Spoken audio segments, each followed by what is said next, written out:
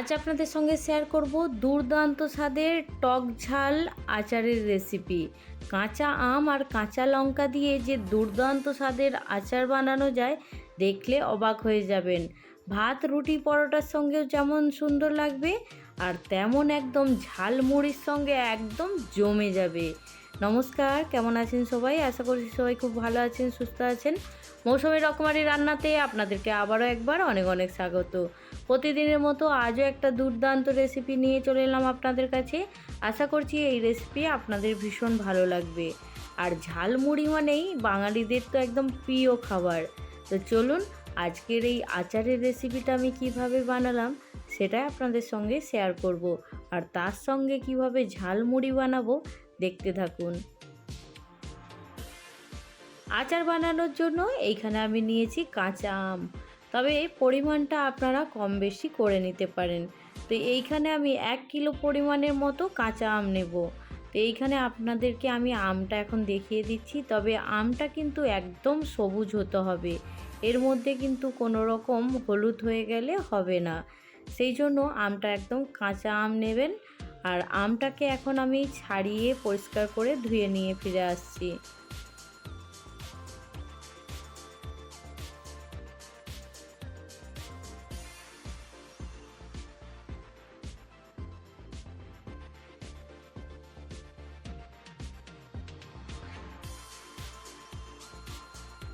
আচার বানানোর জন্য এই রকম কাঁচা আম হলে সবথেকে ভালো হবে। আমি দেখুন আমগুলোকে সুন্দর করে একদম পরিষ্কার করে ছাড়িয়ে নিয়েছি। এবার এটাকে ধুয়ে নিয়েছি। তারপরে এবার একটা গ্রেটার দিয়ে এটাকে গ্রেট করে নেব। অনেকে তো আম ছিলকা সমেত মানে চোপা সমেত আম কাটেন, আবার অনেকে চোপা ছাড়িয়েও আচার করেন। তো আমি এইখানে আজকে আমের চোপাটা ছাড়িয়ে নিয়েছি, আর ছাড়ানোর পরে একটা গ্রেটার দিয়ে গ্রেট করে নিচ্ছি। এইভাবে একবার আমের আচারের রেসিপি অবশ্যই বানিয়ে দেখুন, ভীষণ ভালো লাগবে খেতে।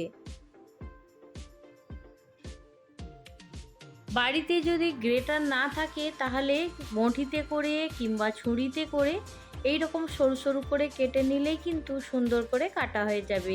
আমি গ্রেটার দিয়ে করে নিচ্ছি, তাড়াতাড়ি হয়ে যাবে।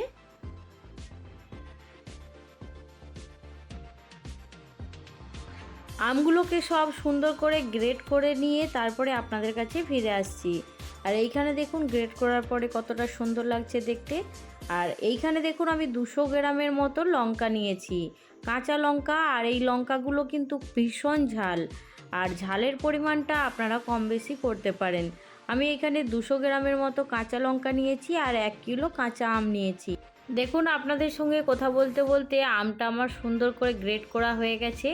আর কাঁচা লঙ্কার যে মোখাগুলো ছিল সেগুলোকেও আমি ভেঙে নিয়েছি।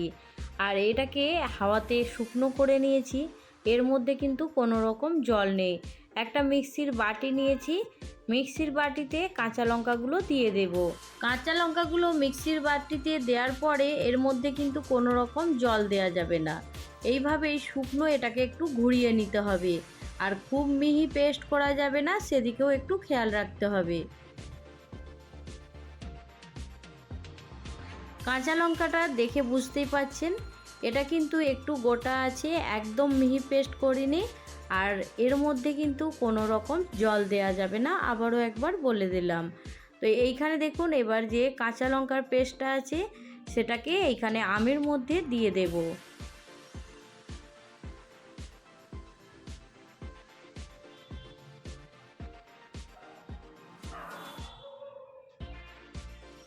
এবার এর মধ্যে কি কি মশলা দেব সেটা একটু দেখে নিন। এখানে আমি 2 চামচ গোটা জিরে দেব। গোটা জিরেটা দেওয়ার পরে এবার দিয়ে দেব এর মধ্যে মৌরি। এখানে আমি 3 চামচ পরিমাণে মৌরি নেব। আর সঠিক মাপ করে যদি দেয়া হয় তাহলে আচারের স্বাদটা কিন্তু দ্বিগুণ হবে। সেই জন্য মাপটা কিন্তু অবশ্যই কিন্তু আপনারা একটু দেখে দেবেন। তো এইখানে আমি 3 চামচ পরিমাণে মৌরি নিয়েছি, আর এইখানে 2 চামচ ভর্তি করে জিরা নিয়েছি। আর এইখানে আমি নিয়েছি 1 চামচের থেকে একটু বেশি মেথি।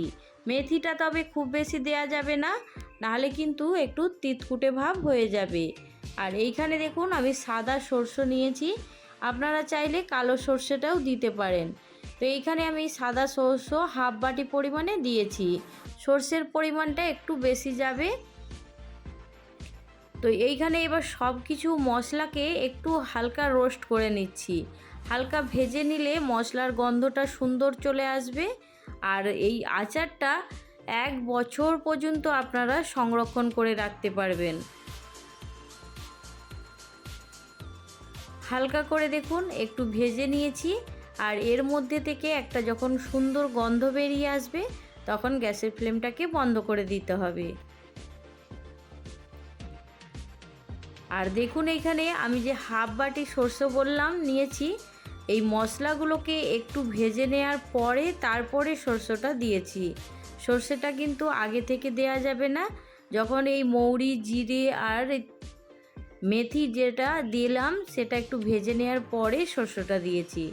সব কিছু ভাজা হয়ে গেছে, এবার দেখুন নামিয়ে নিয়েছি। একটু এটাকে ঠান্ডা করে নেব, তারপরে মিক্সিতে একটু এটাকে গুঁড়িয়ে নেব। যদি আপনারা শিলনোড়াতে গুঁড়াতে চান তাতেও কিন্তু গুঁড়িয়ে নিতে পারবেন, তবে একদম কিন্তু মিহি পেস্ট করা যাবে না। আর এইখানে আমি 300 গ্রামের মতো সরষের তেল নিয়ে নিচ্ছি। আর সরষের তেলটাকে একটু গরম করে নিচ্ছি। গরম করে নেওয়ার পরে আমের মধ্যে দিয়ে দেব। ভালো করে একটু গরম করে নেওয়ার পরে এবার গ্যাসের ফ্লেমটা বন্ধ করে দেব। একটু অপেক্ষা করব এটা একটু ঠান্ডা করে নেওয়ার জন্য। একদম কিন্তু গরম তেলটা আমের মধ্যে দেয়া যাবে না। তেলটা যখন একটু উষ্ণ উষ্ণ গরম থাকবে তখনই কিন্তু আচারের মধ্যে দিতে হবে। আর এইখানে দেখুন আমি 3 চামচ পরিমাণে কাশ্মীরি লঙ্কার গুঁড়ো দিলাম তেলের মধ্যে, তাহলে কালারটা কিন্তু একদম দুর্দান্ত আসবে। এইখানে লঙ্কাটা যে ভাজা হবে কি করে বুঝবেন? তো এইখানে দেখুন অনেক কিন্তু ঝাঁক হয়ে গেছে। আস্তে আস্তে যখন এই ঝাঁকটা কমে যাবে তখন বুঝে নিতে হবে লঙ্কাটা ভাজা হয়ে গেছে। তা আমার কিন্তু গ্যাসের ফ্লেম বন্ধ করে দিয়েছি আর লঙ্কাটাও ভাজা হয়ে গেছে। এবার এইখানে আমি পরিমাণ মতো নুন দেব, তবে নুনটা একটু বেশি পরিমাণেই লাগবে, আচারের ক্ষেত্রে একটু নুনটা বেশি যাবে। তো এইখানে দেখুন মিক্সিতে আমি মশলাটা গুঁড়িয়ে নিয়েছি, তবে মিক্সির মধ্যে গুঁড়ানোর পরে এটা কিন্তু একদম মিহি পেস্ট না করে একটু গোটা গোটা থাকবে সেই রকমভাবে গুঁড়িয়ে নেবেন। তো আপনাদেরকে আমি একটু হাত দিয়ে দেখিয়ে দিচ্ছি, দেখুন এটা কিন্তু একটু গোটা গোটা আছে, একদম মিহি পেস্ট নেই।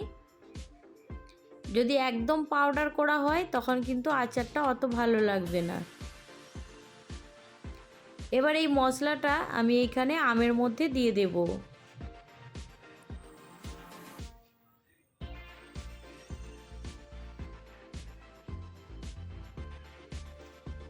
সব কিছু খুব ভালো করে এখন মিশাতে শুরু করব। এই আচারটা বানানো কিন্তু খুবই সহজ, একদম 10-15 মিনিটের মধ্যেই কিন্তু বানানো হয়ে যাবে। তারপরে এটাকে 2 থেকে 3 দিন একদম কড়া রোদে রেখে দিলে আচারটা 1 বছর পর্যন্ত ভালো থাকবে, কোনো রকমভাবেই কিন্তু খারাপ হবে না। এখানে দেখুন মশলাটা আমি মাখাতে মাখাতে এবার এর মধ্যে তেলটা দিয়ে দেব।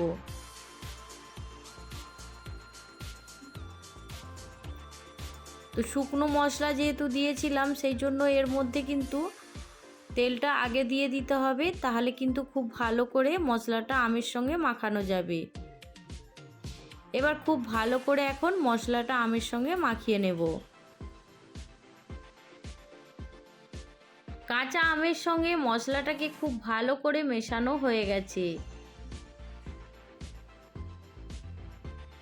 আর মেশানোর পরে দেখুন দেখতেও কিন্তু দারুণ লাগছে। আর এটাকে আমি এখন 3 দিন খুব ভালো করে কড়া রোদ্রে রেখে দেব, তাহলে আমটাও কিন্তু খুব ভালো জড়ে যাবে। আর এটা কিন্তু সারা বছর কিন্তু সংরক্ষণ করে রাখতে পারবেন। আর এর মধ্যে কিন্তু বিনা ভিনেগার ছাড়াই আচারটা তৈরি করেছি।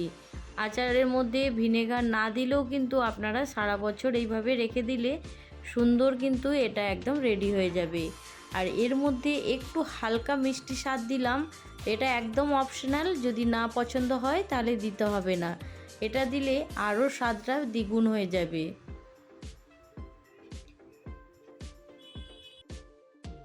সব কিছু মেশানোর পরে আচারটা দেখুন দেখতে কেমন লাগছে।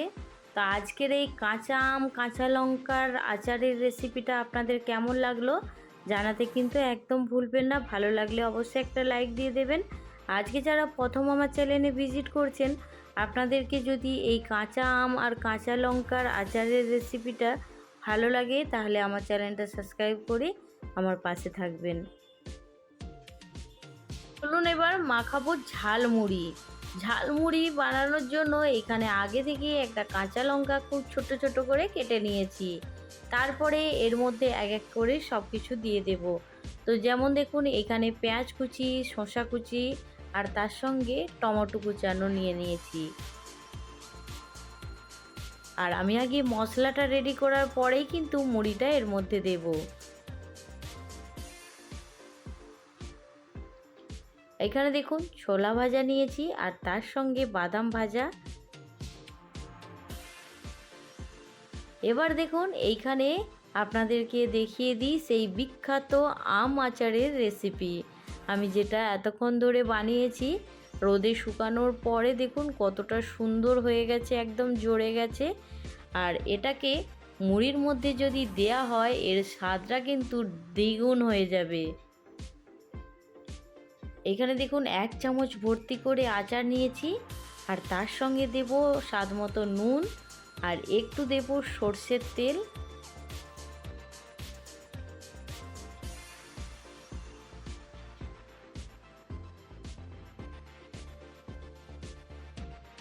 সব কিছু খুব ভালো করে মেশানোর পরে এবার এর মধ্যে দিয়ে দেব মুড়ি। ঝাল ঝাল মুড়ি, ঝাল মুড়ি কার কার পছন্দ অবশ্যই জানাবেন।